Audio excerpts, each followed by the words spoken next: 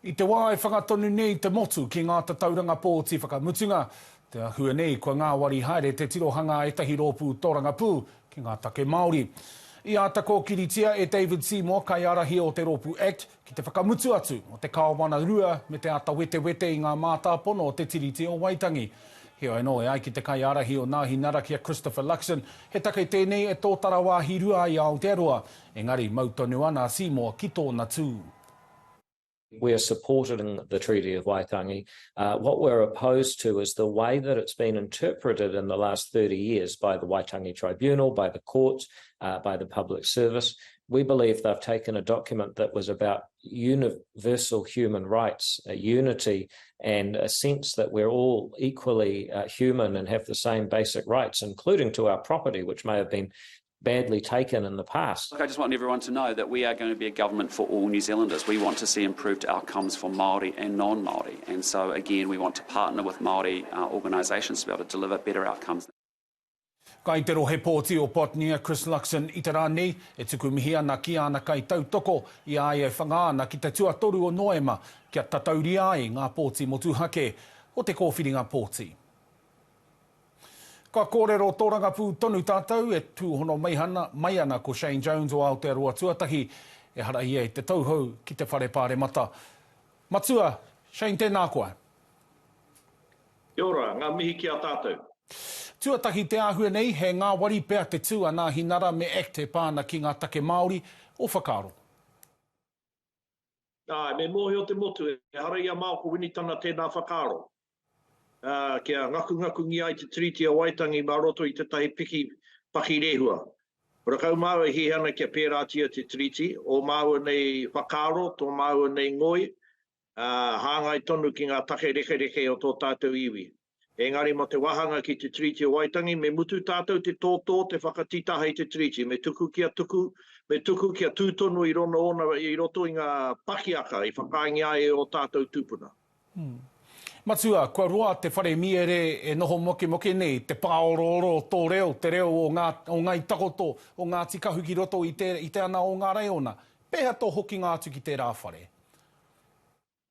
Nui te wera i pau ia māua ko taku mātāmua e tama. Nui no atu te wera pau ia māua i roto ngā tau kātoru ka pahe mo tatake nei. Nā ko ea. Te kahatini o ngā maero i pau ia māua te haere.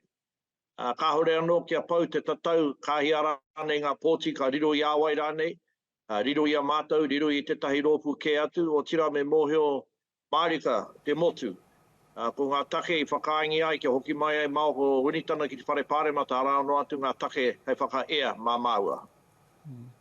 Ko tōna rua wiki nei, no te wā e ki te mai ai te takahanga o ngā pōti katoa i te kōwhiringa pōti o te tau nei, hea hanga mahi mai tēnei wā taino atu ki te tuatoru o Noema.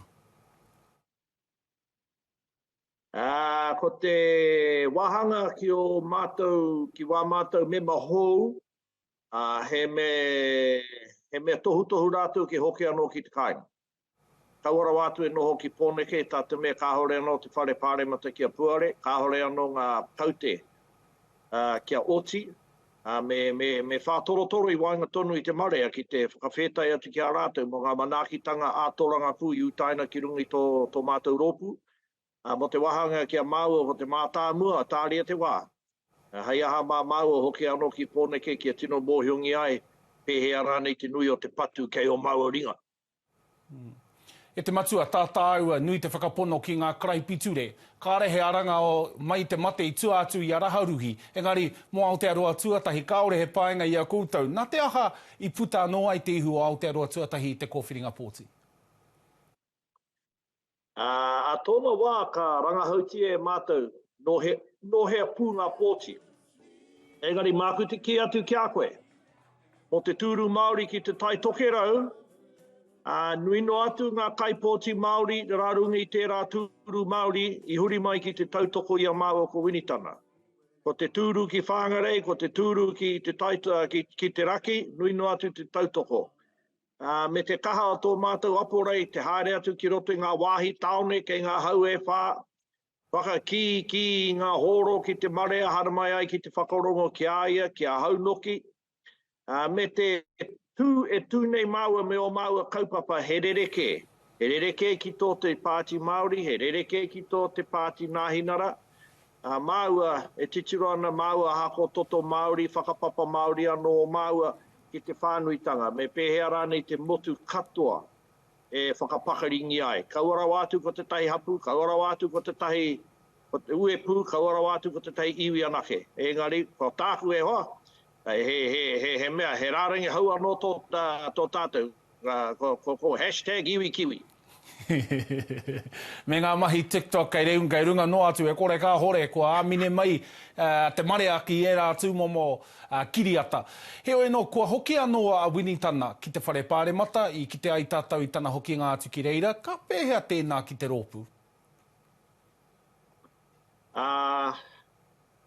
Te take ona, hore kau i kōrero atu ki te whānuitanga o te ao papāho, he korenga no mātou i pai ki ngā mahi i utaina e rātou ki runga iaia i te wā ia mātou e hikoi ana e rapu pōti ana. Ka hia no atu te tini o ngā hui, he me karanga, he me whakarite e winitana, hore kau te tahi mea kotahi o rātou i tai atu ki aua hui. Nā, me te nuinga o rātou, i huri ki te whakatū pāpaku i a mātou. Nā, e rereke anō o mātou whakaro mo tēnei teihana, te karere me wātea. Aha ko maua, he me whiu ki waho ki te koraha, ora kau e nei huarahi pāpāho i aukati i a māko winitana. Take tēnā hoi nana te hanga i whiwhi kupu ai atu i a mātou nona nahi rā, ko koutou tahi ko te karere. Nā tō hoa tini Molinui pērā e whakaata Māori, me pono pēr te ki. Heo no e te matu e Shane ko pau te wā kia tāua tēnā koe. Hei ko nā tātou.